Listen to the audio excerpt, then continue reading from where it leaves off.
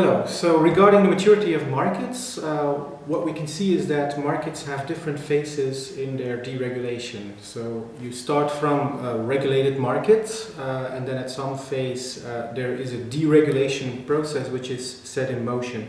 Within the regulated markets, we see that there is basically two phases.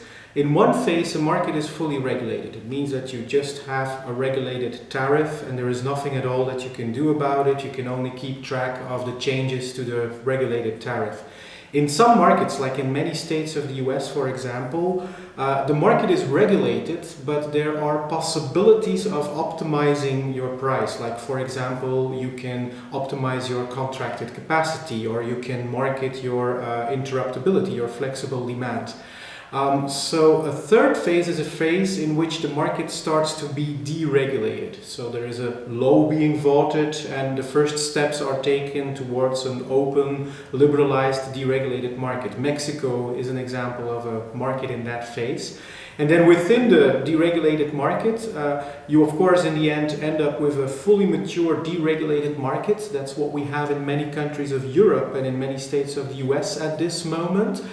In some cases we see that a market is deregulated, but we call it a premature deregulated market because some of the essential characteristics of an open, liberalized energy market are still not there. An example of a premature deregulated market would be Spain's gas market, for example.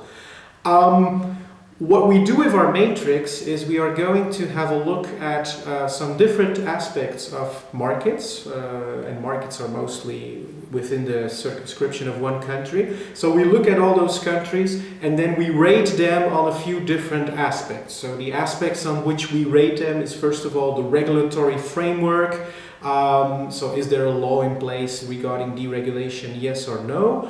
We're going to look at third-party access. Is it difficult for alternative suppliers to get access to the grid and supply energy to an end consumer, yes or no? We look at the wholesale markets. Are they organized? Do they offer different products like spot and futures contracts? Then within the retail markets, the first thing we look at is how many offers can you get? Is there a lot of supply from different suppliers? Is there many options for you to choose a supplier? We also look at the kind of products. Do you get quite rudimentary products like one-shot fixed price contracts only? Or do you see in a fully mature market that you get full flexible contracts with buying and selling of forward positions? Then we look at transparency. How easy is it to get information on pricing, on regulations, and so on? And based on all those aspects, then we can give a general appreciation of the status of the deregulation in the market.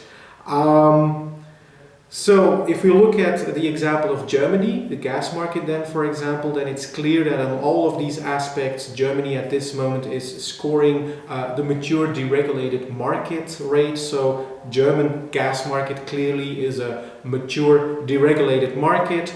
If we look at Mexico, then we are seeing the electricity market in Mexico is taking its first steps. So that's a market that is clearly in the state of a regulated market with an ongoing deregulation process. In the end, we can bring all this information together so that you can see for all the markets in which you are buying energy, the different countries, the electricity markets, the gas markets, you can see what status they're in.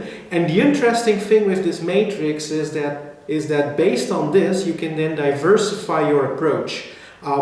In a fully regulated market, the only thing you can do is you can follow up on tariffs, but for the rest there is not much you can do.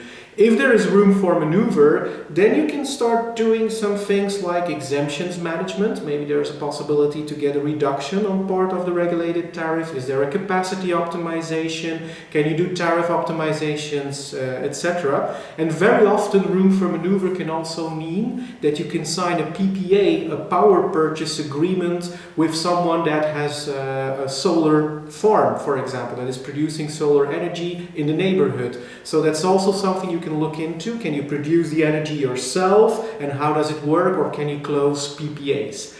In regulated markets with an ongoing deregulation process, you can start exploring the possibilities of the open market. You have to organize your first tenders, start to talk with these alternative suppliers who are exploring these markets, and see if you can get a better deal than the regulated tariff. In a mature deregulated market, you will roll out full-scale price management, so you will set up a risk management and a hedging policy that is using all the options at your disposition. That means as far as you need them for your strategic goals.